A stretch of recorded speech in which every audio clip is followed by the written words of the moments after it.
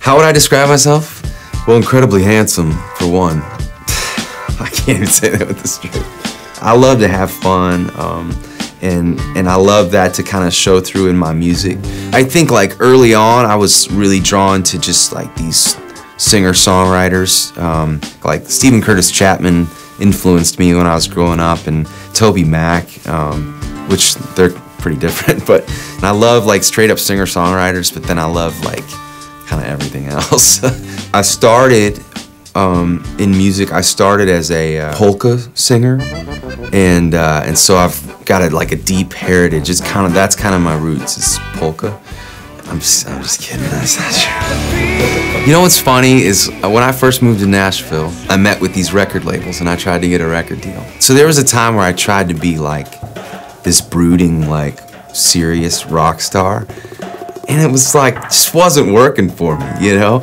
And it was kind of this like moment for me where I realized like, hey, how about I just be who I am? Like I'll never forget like growing up, like I was a pretty big kid. Like I always wore the husky size clothes, and like, I mean, my idea of exercise when I was a kid was a bike ride to Dairy Queen, and then like a fudge brownie sundae, and then I'd call for a ride home. And I'd put my bicycle in the back seat of my mom's car, and I remember that Matt Bobat, banana fana fo.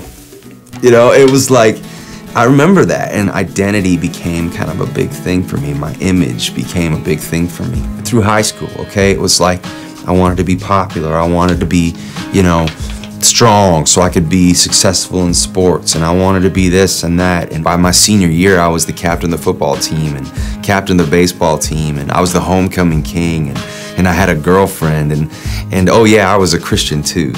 And that's sort of how, you know, my priorities looked. It only kind of progressed in the wrong direction as I decided to move on and go to college. And all those things that had sort of defined me in high school were kind of taken away from me, and I didn't have that identity anymore. That's where I started playing music. I started learning how to play the guitar in my dorm room, and all of a sudden people around me started coming up to my room and going, man, you know, you're pretty good. All of a sudden it was like a light went on. I go, ooh, maybe I found my new identity. And music began to climb up that list of priorities because I found popularity. And yet there was this nagging inside of my heart. There was this tug that I constantly felt. And it was as if God was saying, you can try anything to bring you an identity, but it's not gonna fulfill you. Your true identity needs to be found in me.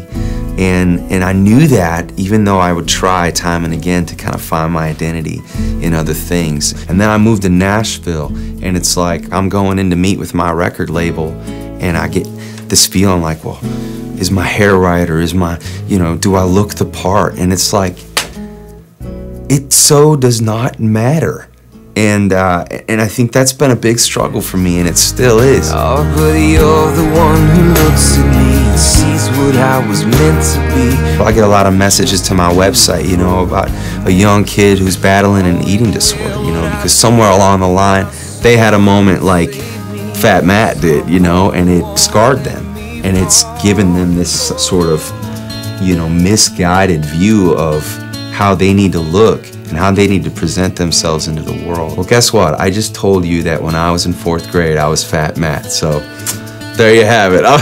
I'm laying it out there, but you know, a lot of that stuff just makes us who we are. And the sooner we can embrace the fact that God has created us, each and every one of us, and we are fearfully and wonderfully made in His image, something beautiful begins to take place. And the world, when they see somebody who's like comfortable in who God made them to be, I think like the insecurity in everybody wants to be gone.